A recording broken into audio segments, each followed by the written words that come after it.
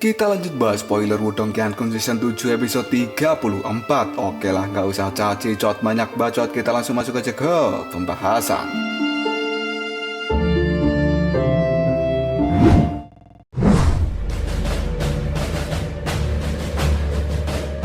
Pada saat ini Raja Naga Kingxi benar-benar telah menghilang dari Aula Naga Hijau. Lindong melihat ke arah menghilangnya sang raja sambil berkata lirih, "Aku tidak menyangka akan mendapatkan pertemuan yang sangat beruntung di tempat ini." Meskipun Lindong masih tidak jelas tentang asal-usul dari Raja Naga Kingxi, namun dia tahu bahwa sang Raja Naga itu adalah individu yang luar biasa, yang mungkin menjadi orang terkuat di dunia saat ini. Tidak lama kemudian Xiaodo yang berada di samping Lindong pun juga mengatakan, sepertinya Kingxi itu memang cukup kuat. Lindong pun menimpali, benar, dia bahkan mampu bertahan hidup dari zaman kuno hingga zaman sekarang.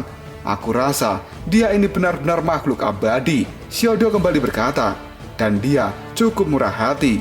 Lindong pun mengangguk setuju dengan perkataan dari Xiaodo. Di sisi lain Lindong berpikir bahwa pada saat ini dirinya belum sepenuhnya memahami dengan teknik tubuh naga hijau surgawi.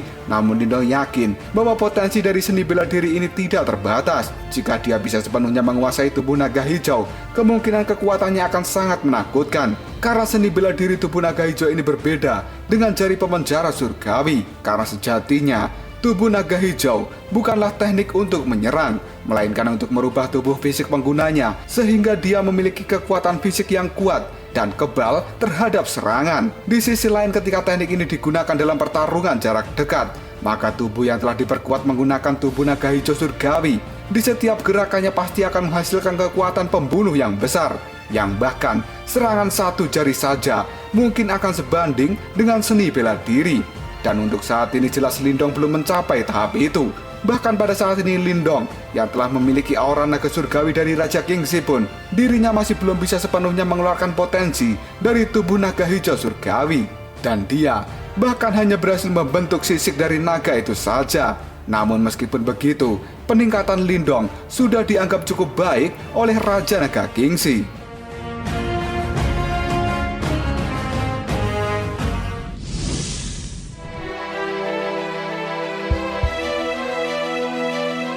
Di sisi lain ternyata Lindong belum sepenuhnya menyerap aura naga surgawi yang masuk ke dalam tubuhnya. Walaupun dia memiliki batu simbol pelahap, Lindong masih belum bisa 100% memurnikan kekuatan dari aura naga surgawi yang kuat itu.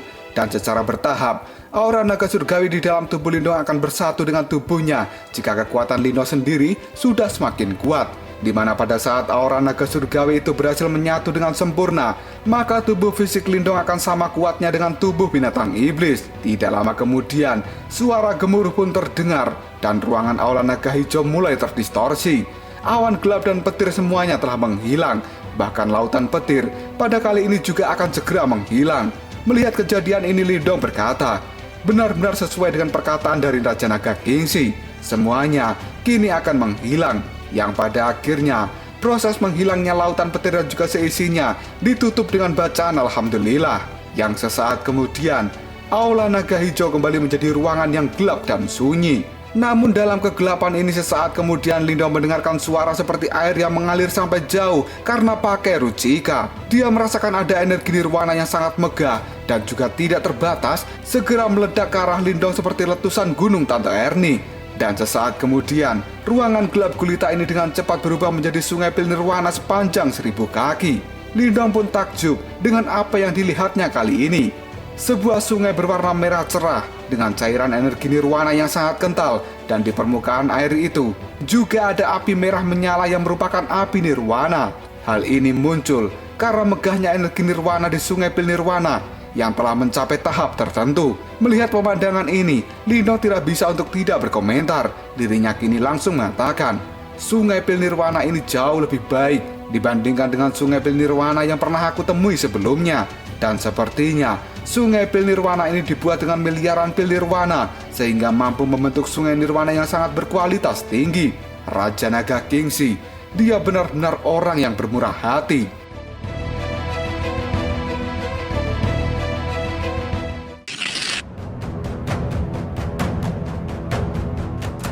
Melihat adanya sungai pil nirwana yang berkualitas tinggi, Xiaodio pun lalu mengatakan, ini adalah tempat yang sangat bagus. Tampaknya Kingxi juga telah membantuku.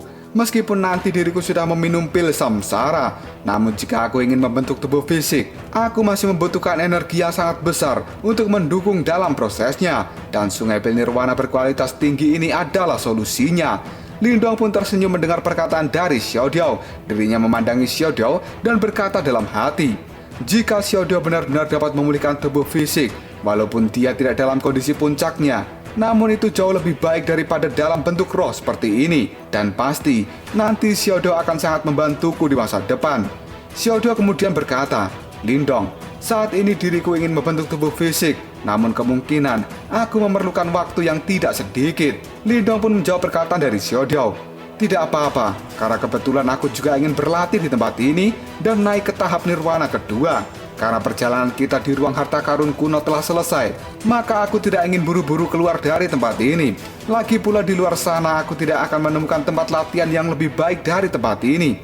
Karena sekarang, sepertinya di luar sana, semua orang di medan perang kuno telah menyebar untuk mencari sebuah harta karun ataupun meningkatkan kekuatan demi persiapan kompetisi perang 100 kekaisaran yang akan dimulai 6 bulan lagi. Dan mungkin saat ini kondisi medan perang kuno lebih dari setengahnya benar-benar kacau. Sementara diriku lebih baik di tempat ini dan berlatih dengan tenang daripada aku ikut keributan di luar sana. Mendengar ucapan dari Lindong, Xiao Diao pun hanya mengangguk saja. Sesaat kemudian Xiao Diao terbang menuju tengah-tengah sungai pil nirwana.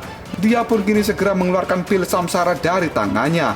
Jejak energi hidup dan mati mulai muncul dari pil itu ketika energi dari pil samsara bersentuhan dengan energi nirwana. Dalam sekejap saja, energi nirwana di sungai pil nirwana ini menghilang karena kedua energi ini berada di level yang berbeda.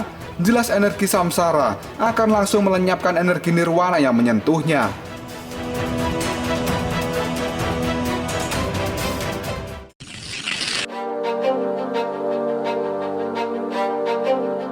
Kini Xiao Diao memandangi pil samsara di tangannya, dia nampak ragu sejenak. Setelah itu dia pun dengan cepat memasukkan pil samsara ke dalam mulutnya. Dan tiba-tiba saja, gelombang energi yang mengerikan menyembur keluar dari dalam tubuh Xiao Diao dan menyapu seluruh aliran air yang berada di sungai pil nirwana ini. Jejak energi samsara berwarna hitam dan putih mulai merembes keluar dari tubuh Xiao Diao yang pada akhirnya meluas dan membungkus tubuh Xiao Diao di dalamnya. Kini tubuh dari Xiao Diao telah menjadi seperti kepompong yang terbungkus oleh energi hitam dan putih. Lindong yang melihat Xiao Diao menjadi kepompong yang melayang di atas sungai pil nirwana, dia pun merasakan energi yang mengerikan terpancar dari kepompong itu. Lindong pun merasa meski kepompong ini nampak tenang di luar, namun Xiao Diao di dalamnya pasti tidak setenang itu. Dirinya pasti mengalami penempaan yang luar biasa menyakitkan, karena Lindong paham membentuk tubuh fisik dari sebuah ruh itu tidaklah mudah dan penuh dengan resiko. Namun pada saat ini Lindong juga tidak mampu berbuat banyak untuk membantu Xiao Diao, karena semua ini tergantung pada kemampuan Xiao Diao sendiri. Lindong hanya bisa menunggu apapun hasilnya nanti, dan dia berharap bahwa Xiao Diao bisa berhasil. Setelah sejenak melihat Xiao Diao yang menjadi kepompong, Lindong pun kini berkata, karena Xiao Diao telah memulainya, maka aku juga harus segera memulai kultivasiku. Dia pun segera melompat ke salah satu bebatuan yang menjadi tempat pelatihan di sungai pil nirwana ini. Karena Lindong bukan Xiao Diao yang bisa menyerap langsung energi nirwana yang sangat kental, maka Lindong membutuhkan platform pelatihan ini untuk meminimalisir resiko yang ada. Dan dengan bantuan batu simbol pelahap, penyerapan Lindong terhadap energi nirwana sangatlah cepat. Kini Lindong yang sambil menyerap energi nirwana mengatakan, aku akan memulai kesengsaraan nirwana kedua. Lindong pada saat ini sangat yakin bahwa dirinya mampu melewati kesengsaraan nirwana kedua, karena dia pada saat ini merasa tubuh fisiknya sudah jauh lebih kuat. Dan itu merupakan hasil penempaan dari lautan petir. Dan juga Lindong saat ini memiliki kulit naga hijau, maka tubuh fisik Lindong akan menjadi jauh lebih kebal pada saat dirinya mengalami kesengsaraan nirwana kedua dibandingkan seorang praktisi biasa. Saat Lindong memejamkan matanya dan ingin memulai kesengsaraan itu, tiba-tiba dirinya teringat dengan Xiao Yan. Lindong pun bergumam, Xiao Yan, aku ingin tahu bagaimana kabarmu saat ini.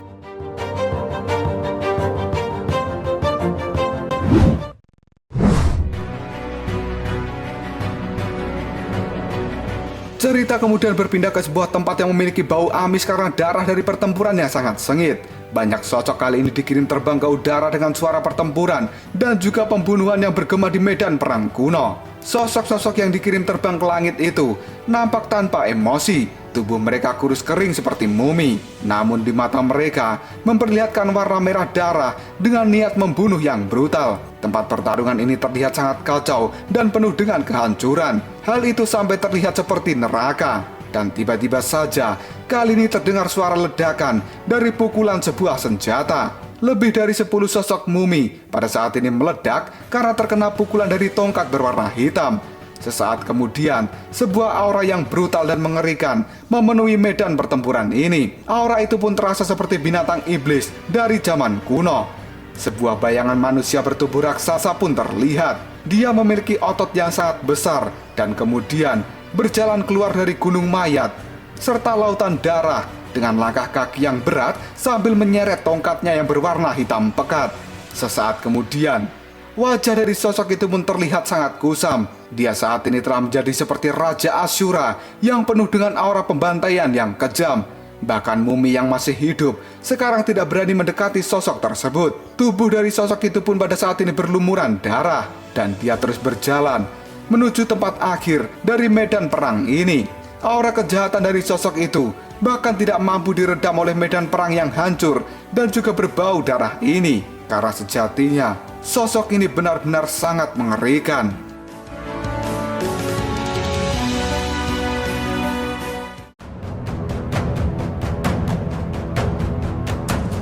Lalu apakah yang akan terjadi selanjutnya? Siapakah sosok raksasa yang memiliki aura membunuh seperti Raja Asyura itu? Jika kalian penasaran, tunggu aja jawabannya di next video. Kopral Shop.